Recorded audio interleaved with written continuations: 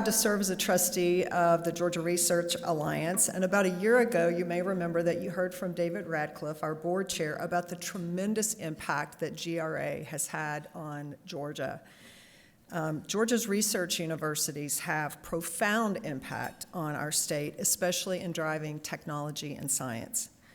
It helps our universities recruit some of the most brilliant researchers in the world as GRA Eminent Scholars. And these scholars receive endowed chairs, which also it provides financial assistance, but it's also a very prestigious honor to have.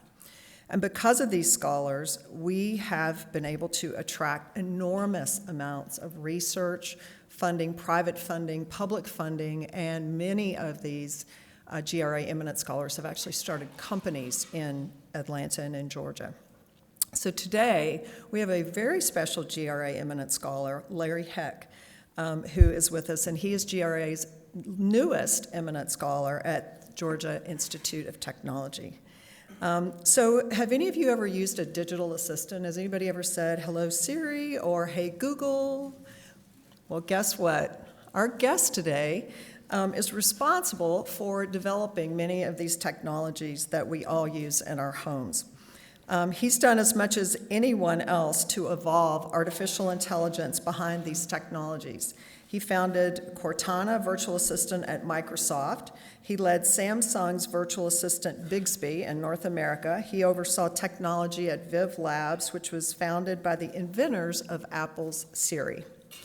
He served as a technical advisor to Yap Inc., which Amazon acquired to initiate the Alexa virtual assistant. Have I named any yet that you all haven't used?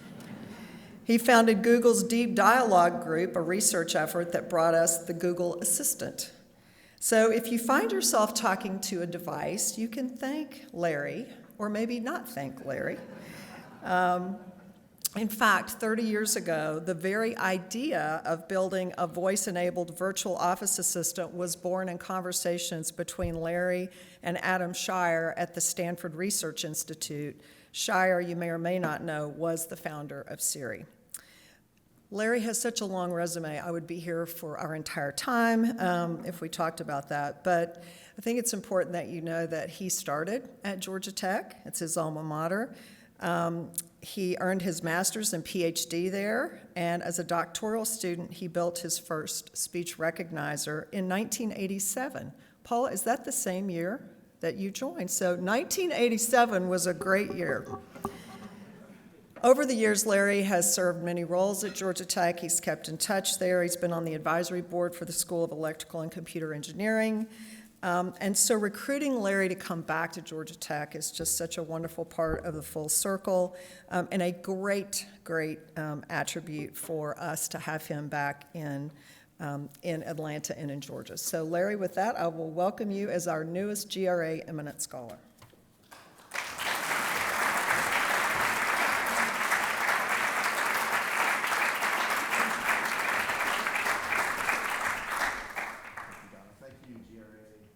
So happy to be back in Atlanta. This was a promise I had made to my father-in-law and my mother-in-law that I would bring back my wife, who was born in Tennessee and grew up there. Eventually, we're going to go out for a little while to Silicon Valley, and it only took 29 years, but I stayed true to my promise. I'm proud to say this is not the first time I've actually spoken at Rotary. This is my second time. The first time was 1981. In a little town in West Texas called Marfa.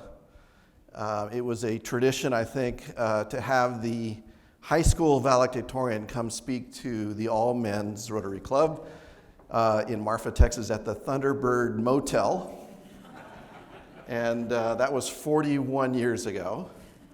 So let's see, at my age right now, this is probably the last time I'll speak at the Rotary. But I'm very happy to be here and to talk to you about a little bit of history of artificial intelligence and more specifically the personal assistants. And then I want to talk a little bit about why it's still kind of annoying to talk to Alexa or Siri or these assistants. And that's the big reason why I came back to Georgia Tech, was to try to solve some of the harder problems that I think we all experience. So the title of my talk is The Promise of Artificial Intelligence delivered. I'm not saying I delivered it. I'm saying that hopefully someday down the road we can deliver it, and hopefully I can convince you that there's a path forward. Okay. So let me just say, before I lived in Texas, I actually grew up in Montana, a little town called Havre, Montana. I spent all the way up through, midway through high school in Montana. In Havre, Montana is way up there, about as far as you can be away from where I ended up in Texas. I'm first generation high school graduate, first generation college graduate. So my parents grew up in South Dakota. They were farmers, and in that era, in the 30s, 40s, as a farmer, you had to be an engineer, a mechanical engineer especially. You had to build everything that you're going to use on the farm. So I actually learned a lot from my dad about engineering. We did a lot of things together. When I moved to Marfa, they didn't have physics, they didn't have chemistry. It was a little bitty high school, and so I did a self-study. I remember doing physics experiments with my dad in the garage, and he was really into it. But like I said, neither one of my parents graduated from high school. So I'm proud of that. I'm going to skip through all the way until I ended up at Georgia Tech. Came out in 1986. At that time, Georgia Tech was probably, arguably, the best digital signal processing group in the country. And digital signal processing, or now people call it signal and information processing, created a lot of the technologies that now we think of as artificial intelligence. So if you think about speech recognition, voice recognition, that was squarely in the DSP area. Same thing with computer vision. So that's where I actually started working in AI and machine learning, as it's called, way before it was cool. Right, so that was in the 80s at Georgia Tech. After Georgia Tech, my first job was at SRI, Stanford Research Institute. And I joined the speech group out there. This was the early days of speech recognition. Things were kind of getting going. I did a lot of work on identifying people by their voice and also on recognizing speech, so speech to text. One of the important projects that I worked on when I was at SRI was what was called the SRI Office Assistant. So this was about 1995. This was early stage personal assistant. And the person I worked with on that, you can see his little picture up there, is Adam Chire, and he's the founder of Siri. So we did a lot of work at that time. Adam was in the AI team, I was in the speech team. Adam would always come down from the second floor to spend time with us because speech recognition just didn't work. And so he had to help us figure out that problem. So we did a lot of work on the SRI Office Assistant. I would argue that although SRI is known for a lot of things, like for example, the birth of the internet or ARPANET, SRI was one of the two nodes with UCLA in 1969. And the mouse and Windows and GUI, probably lesser known as SRI is the incubator of most of the modern voice assistants that you use today. So I'm going to go through a little bit of the family tree of SRI and the start of that going out into these different assistants. So there's a company which has gotten into the news recently, which is called Nuance.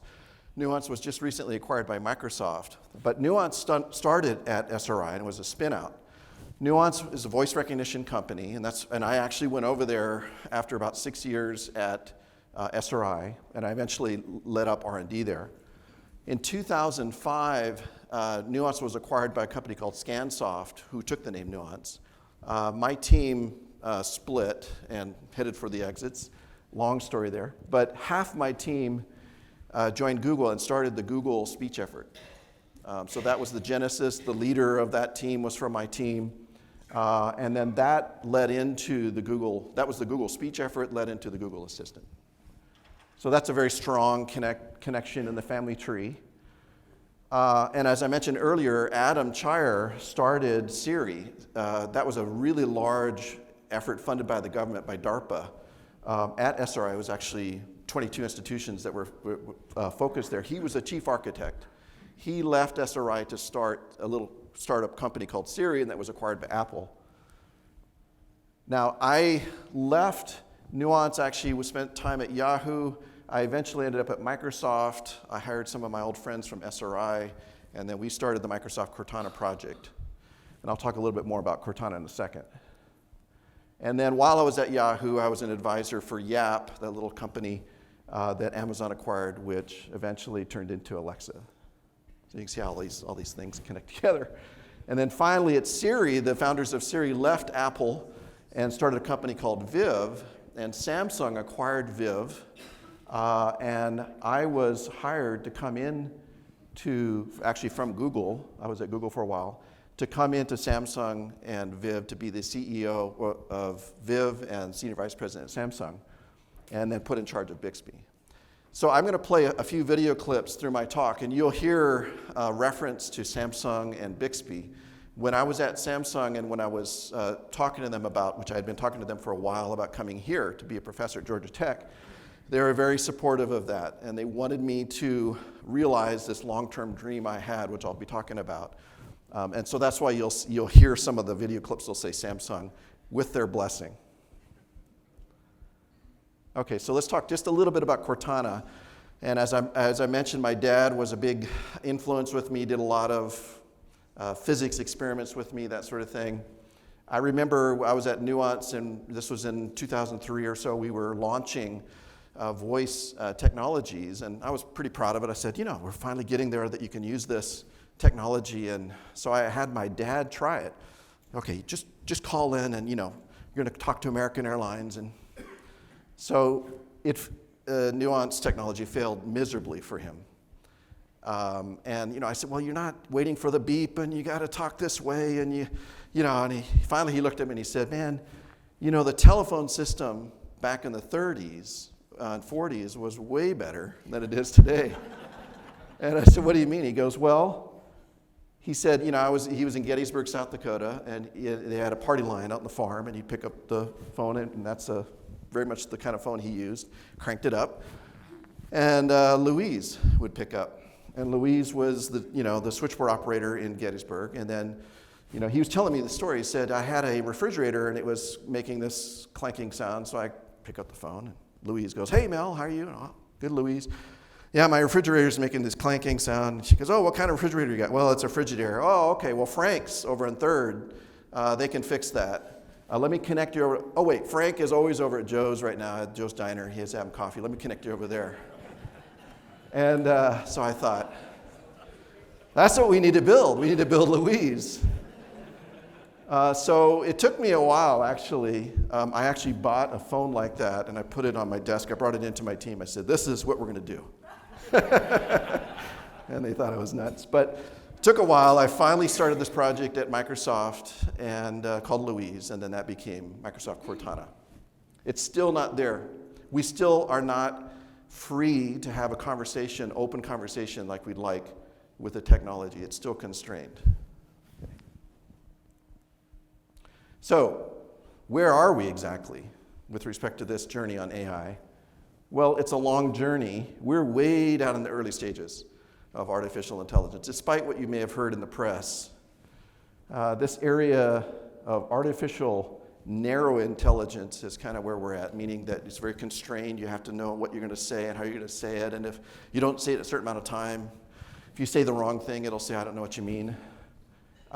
People talk about artificial general intelligence, which represents an AI that is as intelligent as a human.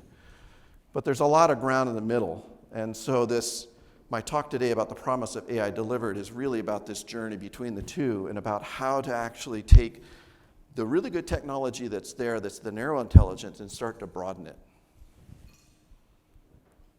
So where is this promise of AI going to be delivered? Well, I'm biased. I went to Georgia Tech. I think that Georgia Tech is a really good spot for this to happen. More generally, Atlanta and the Southeast. Let me tell you why. So Georgia Tech just got 3 large National Science Foundation AI Institute grants, about $20 million each. Those were awarded just this last year, and that was as had already decided to come in artificial intelligence, a huge deal. These are the 3 institutes. And combine that with all of the other investments into the Atlanta area, and then the HBCUs that we have here, as well as you know, Microsoft and Google are moving in the area big time. And then you have a lot of VC activity with entities like Engage and many others that are connecting all the different pieces. To me, this feels like Atlanta feels like when I moved to Silicon Valley. That's what it feels like right now. Just a lot of things are coming together. I know that there's always a lot of hype about that kind of thing, but I really think this is a moment in time, particularly in artificial intelligence. Okay, so that's where. Let me just, when I talk about narrow intelligence, let me give you an example of what I mean by an experience maybe some of you have had of what narrow intelligence looks like. So I'm going to play a video here. Alexa, help me plan my anniversary. Sorry, I don't know that.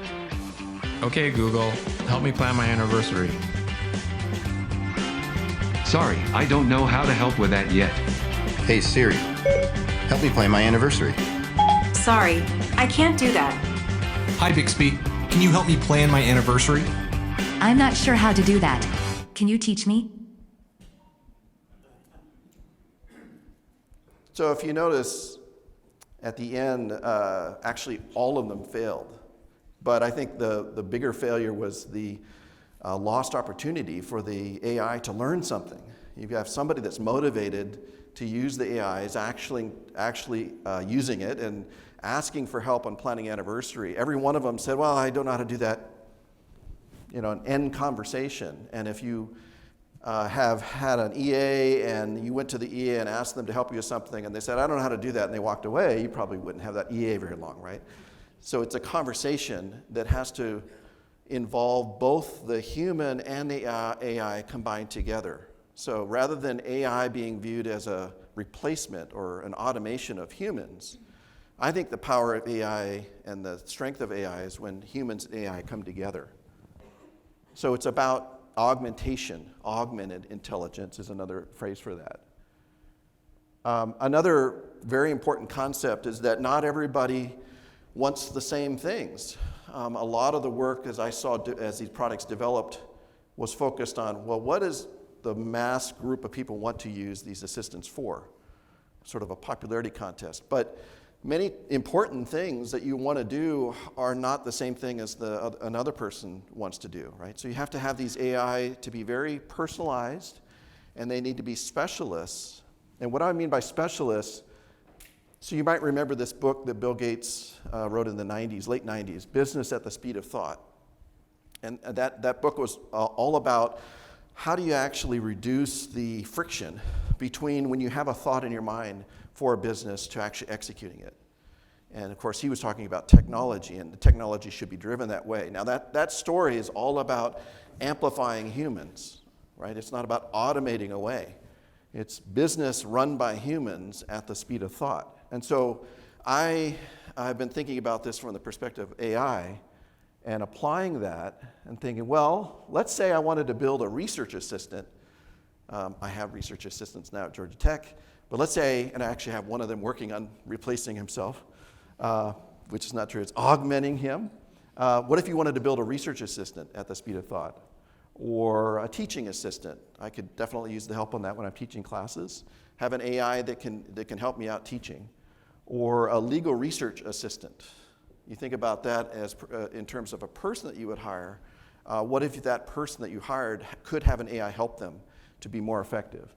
Or a medical research assistant, or a doctor's assistant, even in music, a composer's assistant, which I've done some work on in the past, where the creativity is still human, but if you talk to a composer, you know that most of the work actually most of the time that they spend is on tedious things. The creativity part is sort of blocked because they have all these tedious things when they're composing music.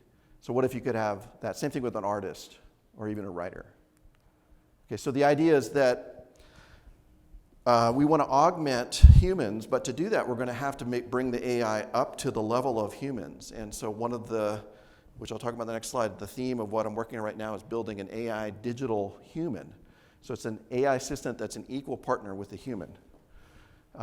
So if you think about what is the core in terms of the interface, what was my dad struggling with when he was working with the early technology at Nuance, it was that the system wouldn't allow him just to have a conversation. That's what he said to me, I just have a conversation with Louise. Right? So conversation is the key, the fundamental core of human-machine interaction that we have to solve. And so a lot of focus has to be in that area where there's a meeting of the minds. You have to have this kind of free flow of knowledge and through conversations.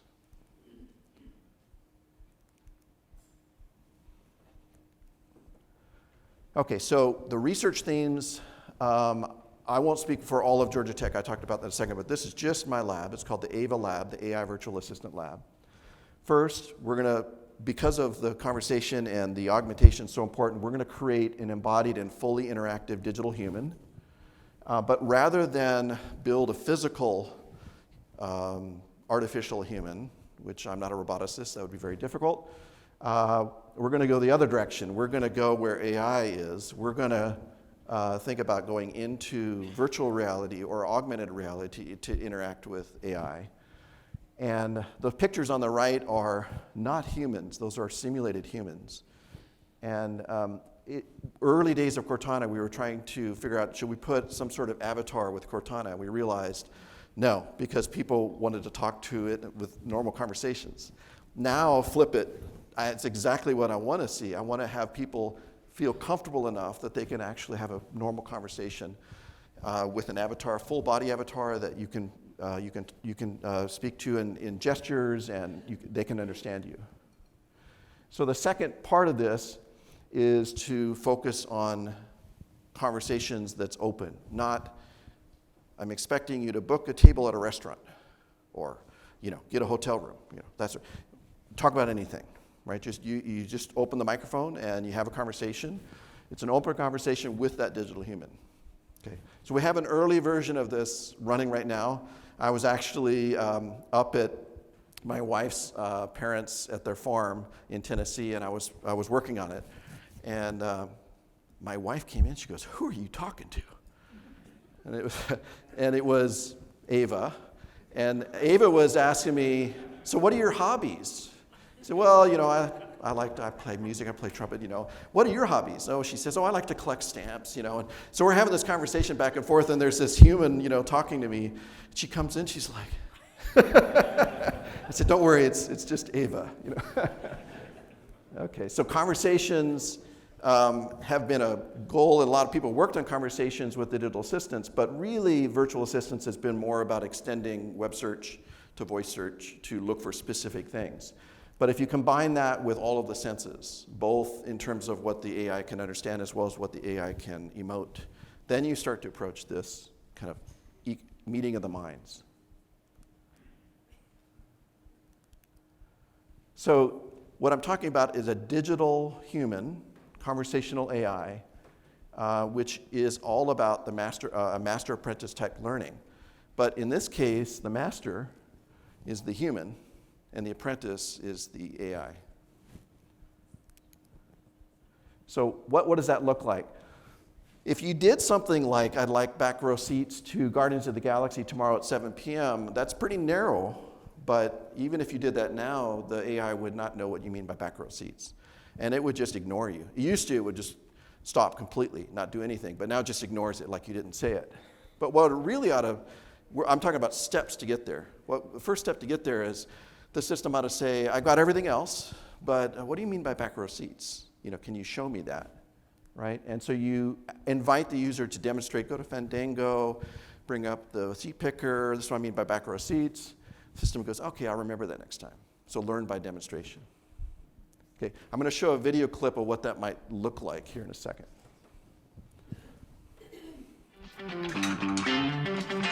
Hey Bixby, help me find an anniversary gift for my parents.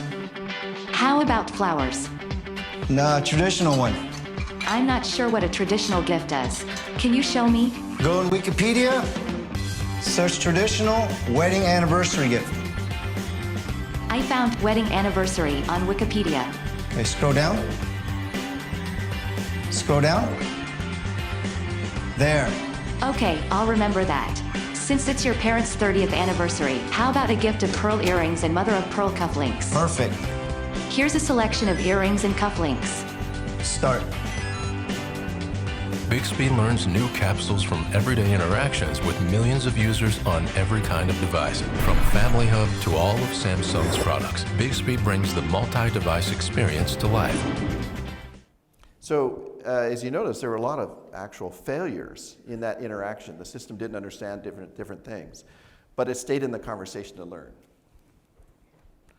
So through this, the user is actually interacting, rather than relying on the system to kind of implicitly learn, let's say from a bunch of logs and in the lab, we put technology out so that the user can actually teach AI skills explicitly. So we're doing both explicit and implicit learning, and then there's this feedback loop. And then there's a sharing concept, which is privacy preserving sharing, which if I build a skill that I think someone else might use, I might post it, and then someone else can actually use it, like finding back row seats or the wedding anniversary, traditional wedding anniversary gift. Somebody else might ask that later, and it just works. Okay. Let me show this next video here. Hi Bixby, help me find a vase that matches these. I think these are crystal candlesticks, but I need more information. Can you tell me the brand? They're made by Waterford. Okay, I found several Waterford vases. Here is the Lismore 8-inch vase. Is there a larger one? Okay, here is the Lismore 14-inch vase. That's perfect. Show it filled with flowers. Andrea prefers white roses. Nice. Where could I buy it?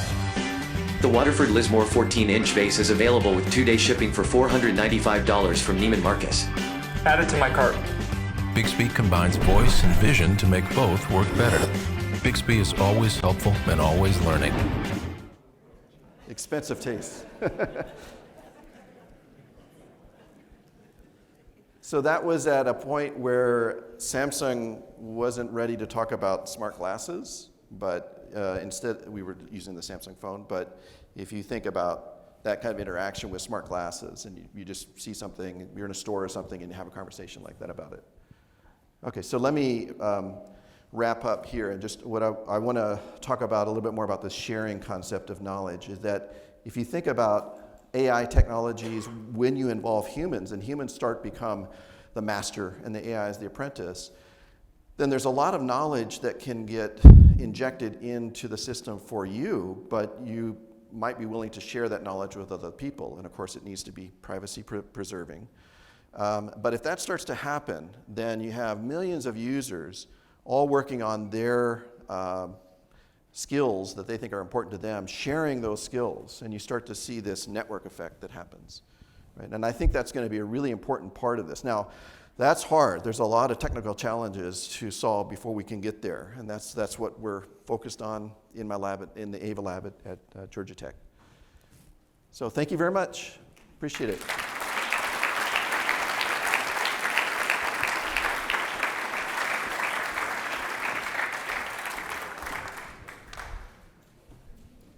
Dr. Heck has time for a few questions. Here we go. Thank you. I've got 1,000 questions for you, but I'm going to just ask one for now.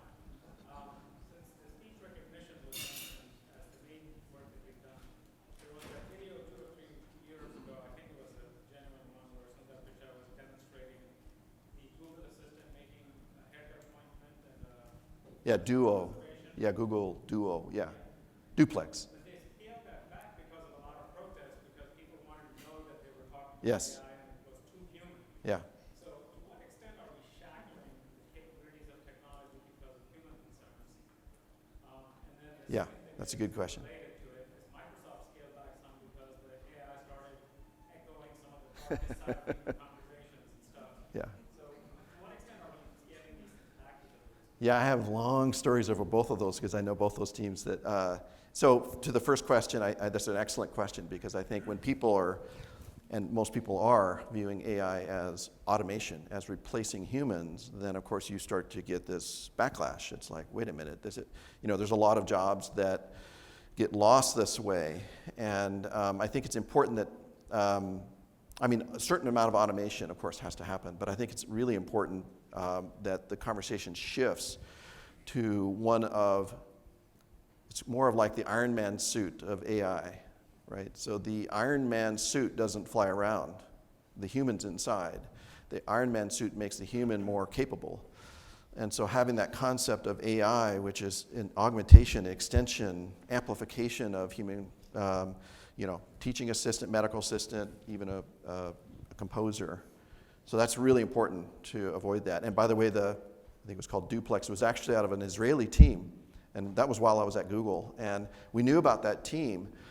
And we worried about what you just said, that because it was a bit of a trick, a parlor trick, in that the system would initiate the call. And when it initiates the call, let's say to make a reservation or, it initiates the conversation. So it already controls the conversation down. It's much easier than if someone just calls, or talks to Google Home, you have no idea what they want. You have to figure that out first. So that the Microsoft Tay example, which is, again, launched by not the Cortana team, it was a team in New York. They just believe that you could open it up and have people teach it these kinds of skills, like I was referring to, but without any kind of filtering, and then you just throw it back out there. And they really didn't have much technology, frankly. They were doing a lot of memorization, rote memorization. They just were going to go for numbers. If someone said this, we'll just respond back, right? And what, as you know, the history there, the problem was, of course, it got abused, and there was no filter, and so it completely collapsed. So there were two problems. One, no filter, but second is no real technology behind it. These are hard problems to solve, and you have to solve them the right way, so that doesn't happen. Great, thank you. Yes. This is fabulous, the thought process. Geeking out. But a question that I would have is, do you have a gauge for the amount of interactions or use cases to get to a point where the critical mass of the demonstration phase would get to a 60 or 80%, where then it would be a little bit more smoother, and then the other 20% could be addressed on one-offs or ad hocs? Not yet, and that's a really good question. There's an effort that's going on. It's been going on for the last 4 or 5 years from someone I actually used to work with, Ray Peral. He was at SRI, now I think he's affiliated with Stanford, which is measuring AI intelligence. There's other measures that people in the field have pretty much abandoned, like the Turing test. There needs to be a lot more sophisticated level of metrics and a collection of metrics to be able to even approach the answer to your question, which is how do you know when you're 60, 80%? Yesterday, I just got a new PhD student. She's actually far along in her PhD. She's 3 or 4 years into it. She's focused on that question, so I was really excited. I told my wife, okay, this is great, because that's exactly what you need. You have to have metrics. By the way, you can tell Chuck is a fellow Georgia Tech grad. Oh, all right, yeah. All right, David Lewis, I think I saw your hand up. What about the privacy concerns that these devices are listening to us all the time? Can you talk about that issue? Yeah, so it's gotten better. When I first joined Microsoft, I was the chief scientist of speech at Microsoft in 2010, I think is 2009. And this was when Xbox Connect was just coming out, where you could say, you could activate, I think you'd say Xbox, and then it would listen. Unfortunately, that microphone was on all the time and collecting data all the time, not just when you said Xbox. And so that's the first thing I did when I came in as my new role as chief scientist, is I shut it down. I said, we absolutely cannot, be having an open microphone in a living room or something in a house. And through the years, I'll just say it this way: the people that are working on this technology, they want to do the right thing, and they're trying to do the right thing. They're faced with the other side of that, which is the technology hurdles. I think actually all of the assistants, as far as I know, do not listen to you other than after you trigger. So if you say, hey Alexa or hey Google, then it'll open the microphone, but nothing else is being sent up. However, there are false triggers, and that's a privacy issue, and it's going to be an ongoing issue in terms of this. Well, speaking of false triggers, our fellow Rotarian Teo Ryan has a daughter named Alexa, and if you could call Mr. Bezos and fix that for him. All right, Zach? Talk a little bit about how would artificial intelligence determine what's true and what's false, particularly in the political environment Right. that we're in today. Right.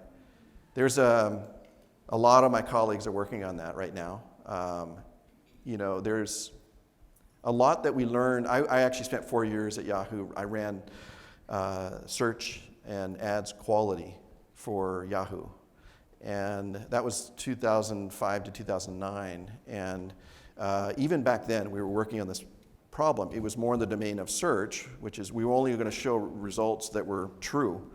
So how do you know that something is true? Well, back then, that's 17 years ago, we were looking at the how many links you had coming into a particular page and how trustworthy were those links.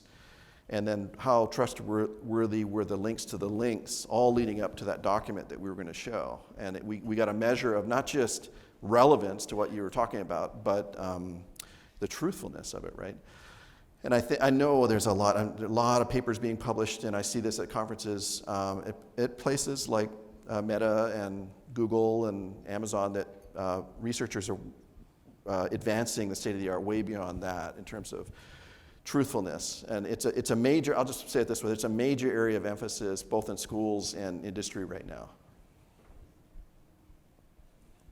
Oh, there we go, Margie. Yes, I work with a lot of families that live in poverty.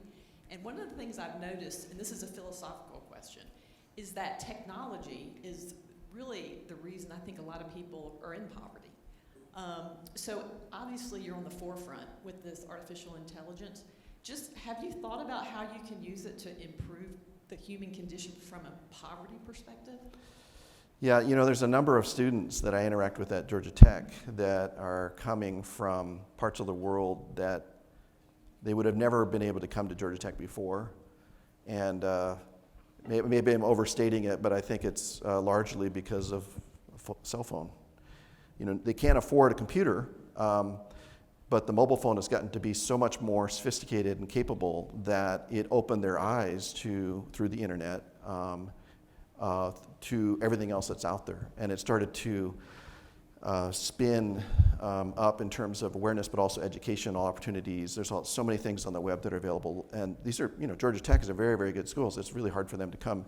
I'm thinking about India, especially. A lot of really great students coming out of poor regions. So I think education is part of that. There are so many other aspects and facets to that. But I think that,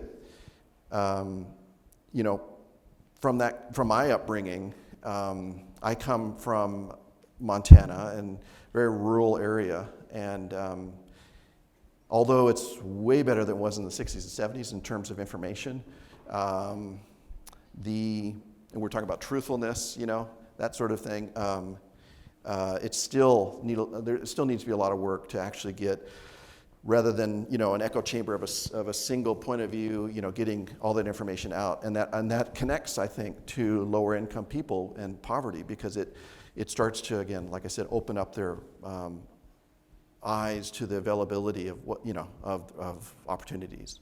So it's a little bit indirect, I think, what I'm answering to your question, but I think knowledge and education is a big part. I think we have time for one last question. Do you Yes, see sir. the application of this technology toward improving our defense against cyber attack? Improving, I'm sorry, what? Against cyber attack. Cyber attack. Yes, so there's a school of cybersecurity at Georgia Tech, and we're actually, I've gotten to know the folks over there, I've only been there one semester, but just getting to know them, that there are a lot of opportunities in front of us for cybersecurity against cyber attacks, and there's been a lot of work that's been done, but when I came in, I was actually, I think the first people that approached me at Georgia Tech on the campus were the cybersecurity people. So that tells me that the power of AI for cyber attacks is not yet tapped. It's sort of in front of us, what we'll be able to do there. I had just an anecdote. In 2001, of course, with 9/11, right after that, I was working on voice authentication. And people were trying to figure out, okay, how do we respond to 9/11? And the first thing you have to do is you have to, find Osama bin Laden. And so with voice ID technology, I was approached by a lot of different news outlets to try to figure out, okay, how do you actually find the individuals by their voice and spot them? And so I did a lot of that. Fast forward, whatever, it's 20 years, when I came to Georgia Tech and the cybersecurity people came to me and they talked to me about voice technologies, voice ID, and connecting that with the cyber threat and cybersecurity. And there's all kinds of tests for liveness tests and that sort of thing. But I still think that most of the opportunities are in front of us, not done already. Yeah. Thank you so much, Dr. Heck. I think, there we go. You have given us an amazing glimpse ahead at the road in front of all of us, and we are so grateful that you're right here at Georgia Tech doing that research and sincerely appreciate your leadership. So thank you again for being with us today. Thank you all.